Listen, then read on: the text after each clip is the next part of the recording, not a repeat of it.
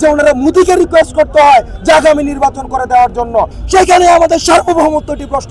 আপনাদের নৌকা অনেক আগে ফুটা হয়ে গিয়ে মোদির বইটা দিয়ে বাংলাদেশের নৌকা চালাবেন, এই আশা আপনারা আর করেন না।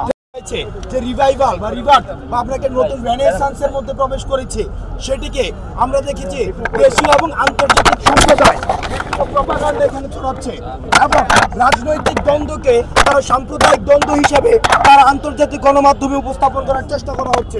আমরা দেখেছি যেখানে অতীতের অনেক ঘটনা যেগুলো হচ্ছে রাজনৈতিক মতপার্থক্যের কারণে ঘটেছে, সেগুলোকে সাম্প্রদায়িক দ্বন্দ্ব হিসেবে সেসব ভারতীয় গণমাধ্যমে সেগুলো উপস্থাপন করা হচ্ছে। কারণ আমরা দেখেছি গতবারের ফ্যাসিস্ট আওয়ামী লীগ সরকার ভারতকে এক ধরনের হিস্সা দিয়ে বাংলাদেশে তারা গভর্নমেন্ট প্রতিষ্ঠিত করেছে, যেটি আমরা দেখেছি জয়ের বক্তব্যে স্পষ্ট হয়। তারা গণবিমুখ হয়ে, তারা হচ্ছে মানুষ বিমুখ হয়ে, তারা হচ্ছে মোদিমুখী হয়েছে।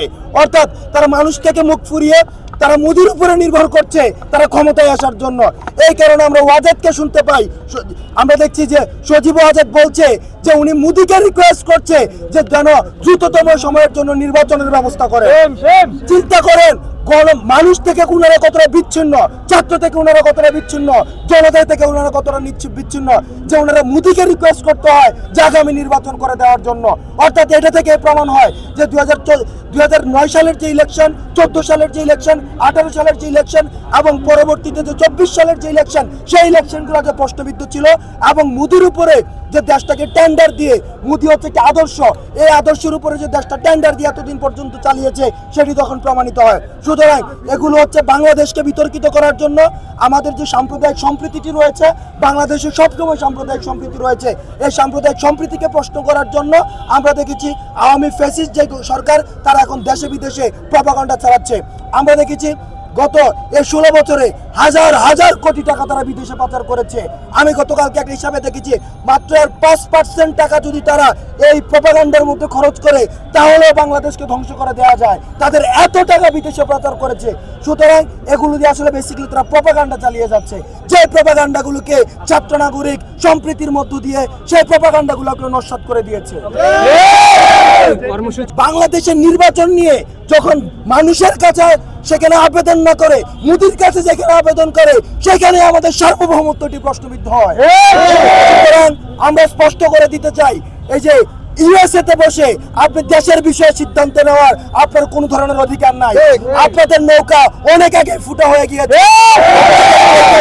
নৌকার পাটাতন আপনাদের নাই। সুতরাং বইটা খুঁজে লাভ নাই, মোদির বইটা দিয়ে বাংলাদেশের নৌকা চালাবেন, এই আশা আপনারা আর করেন। আগে বিচার নিশ্চিত হবে, বিচার নিশ্চিত হওয়ার পরে একটা দলের তাকে অ্যাকনোলেজ করতে হবে সে ভুল করেছে, তাকে অ্যাকনোলেজ করার মধ্য দিয়ে, গণক্ষমার মধ্য দিয়ে পরবর্তীতে রাজনৈতিক শুদ্ধাচারে যদি মানুষ তাদেরকে গ্রহণ করে সেটা বিবেচনা সাপেক্ষ, এটি মানুষের বিষয়। রেজিস্ট্যান্স উইক এখন চলছে, রেজিস্ট্যান্স উইকের মধ্য দিয়ে আমরা দেখেছি আওয়ামী দোসররা যেভাবে ষড়যন্ত্র করছিল আমাদের ছাত্র নাগরিকের অংশগ্রহণের সফল অভ্যুত্থানটিকে বিনষ্ট করে দেওয়ার জন্য। আপনারা দেখেছেন আমাদের ছাত্র নাগরিকের অংশগ্রহণে তাদের যে দিবাস্বপ্ন সেটিকে আমরা নস্যাৎ করেছি। সুতরাং এই যে আমাদের সফল অভ্যুত্থানটিকে আমাদের সফল রাখার জন্য, ধারাবাহিকতা রাখার জন্য আমাদের রেজিস্ট্যান্স উইকটি রয়েছে এবং রেজিস্ট্যান্স উইকটি 4 দফা দাবির ভিত্তিতে আমাদের পরিচালিত হচ্ছে। সুতরাং এই 4 দফা দাবি বাস্তবায়িত না হওয়া পর্যন্ত ছাত্র নাগরিকের রাস্তায় অবস্থান কর্মসূচি চলবে।